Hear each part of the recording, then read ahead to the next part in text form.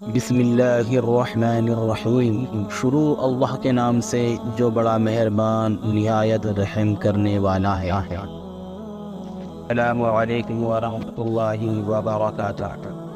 محترم دوستو، روزانہ واقعات سننے کے لیے اس چینل کو سبسکرائب کریں۔ محترم دوستو، حضرت ابن عباس رضی اللہ عنہ بیان فرماتے ہیں کہ شام میں ایک یہودی رہتا تھا، تورات کی تلاوت کیا کرتا۔ ایک دفعہ تورات کھولی تو اس نے 4 مقامات پر حضور صلی اللہ علیہ وسلم کی تعریف و توصیف دیکھی تو یہودی نے وہ جگہ کاٹ کر جلا دی۔ اگلے ہفتے پھر تورات کھولی تو 8 جگہوں پر حضور صلی اللہ علیہ وسلم کی نعت اور وصف کا ذکر پایا۔ اس نے یہاں سے بھی کاٹ کر جلا دیا۔ تیسرے ہفتے تورات کھولی تو یہی ذکر 12 جگہ موجود پایا۔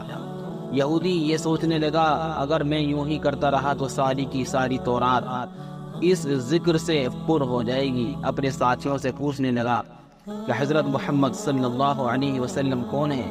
تو انہوں نے بتایا کہ ایک جھوٹا شخص ہے، معاذ اللہ، بہتر یہی ہے کہ تو اسے نہ دیکھے۔ یہودی کہنے لگا موسیٰ علیہ السلام کی تورات کی قسم، مجھے اس کی زیارت سے نہ روکو۔ ساتھیوں نے اجازت دے دی۔ یہ اپنی سواری پر سوار ہو کر رات دن منزل بمنزل چلتا رہا۔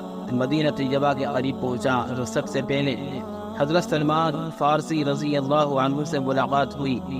بہت خوبصورت دیکھ کر سمجھا کہ محمد صلی اللہ علیہ وسلم ہیں، حالانکہ آپ کو اس دنیا سے سفر کیے ہوئے 3 دن ہو چکے تھے۔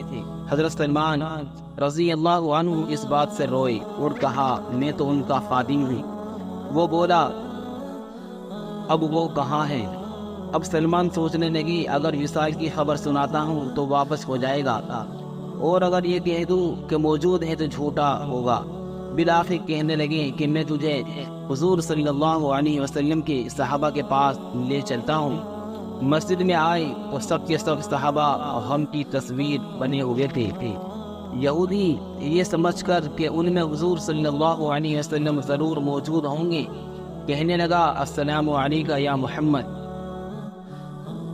اس کلمے کو سن کر تمام صحابہ میں کہرام مچ گیا اور آہ و بکا کرنے لگے اور اس سے پوچھنے لگے تو کون ہے جس نے ہمارا زخم تازہ کر دیا؟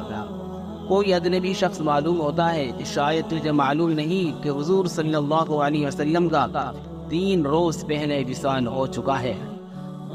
یہ سن کر وہ یہودی چیخنے لگا ہائے میرا غم، ہائے میرے سفر کی ناکامی، کہ کاش میری ماں مجھے نہ جنتی، جن ہی دیا تو کاش میں تورات نہ پڑھتا، اور وہ بھی پڑھی تھی تو کاش آپ کی تعریف و توصیف پر نظر نہ پڑتی، اور اگر یہ بھی ہو گیا تھا تو مجھے آپ کی زیارت نصیب ہو جاتی۔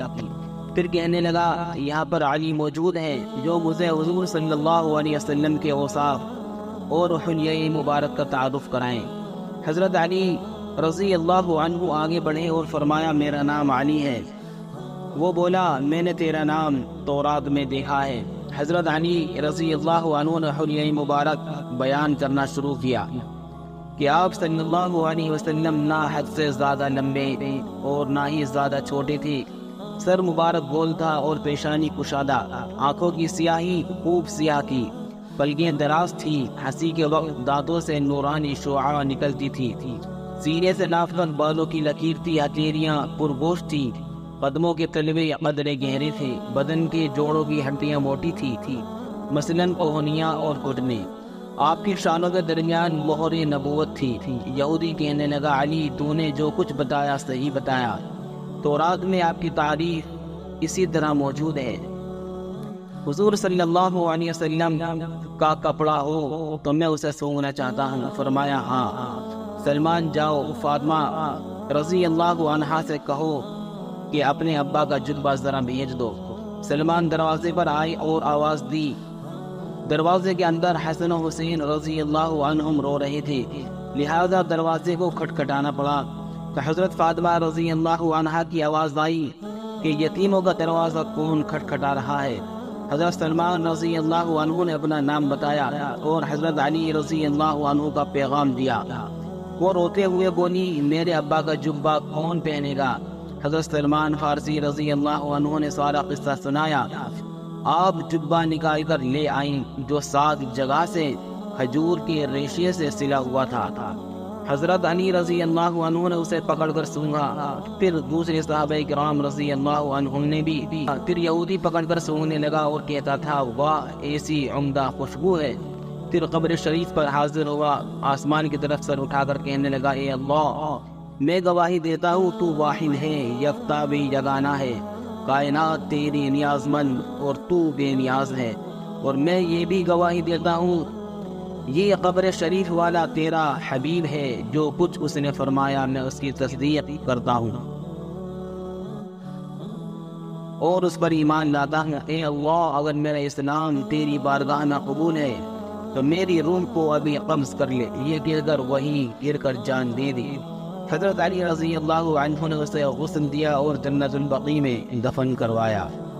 محترم دوستو، اگر ویڈیو پسند آئے تو لائک کریں اور بیل آئیکن کا بٹن دبائیں۔ السلام علیکم ورحمۃ اللہ وبرکاتہ۔